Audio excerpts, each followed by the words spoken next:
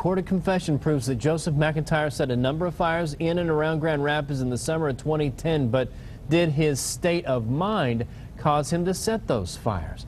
That's a big issue in the trial. We'll soon find out how the defense plans to answer that question. And 24-hour News 8's Joe LaFergie is live at the Kent County Courthouse with what's unfolding today in that trial. Joe?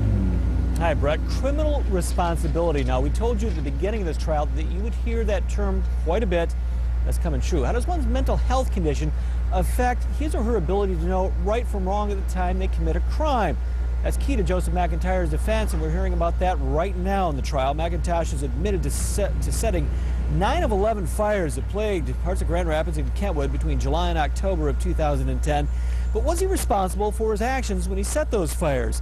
An expert witness for the defense is expected to say no, that he had such a terrible childhood that he never learned to cope with stress the right way. The premise here is that fires were his way to cope with that stress.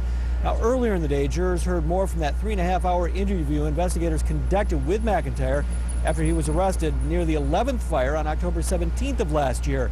Those same investigators had followed McIntyre every night for nearly a month before his arrest. During the interview, the investigator quizzed McIntyre on his targets. You just picked random garages that the doors were open. Did you have any idea who lived in the houses? Whether they were white or black or Hispanic or anything? Just target to opportunity. Okay. That's what I thought. Now, we are on the downhill run, if you will, in this case. The defense just starting here in the last hour. They're expected to bring 3 or 4 witnesses to the stand. And if you do the math, they should get through that possibly today, maybe tomorrow. The jury could get this case late tomorrow or Wednesday. Of course, we'll be here as well. Live in Grand Rapids, Joe LaFergie, 24-hour News 8.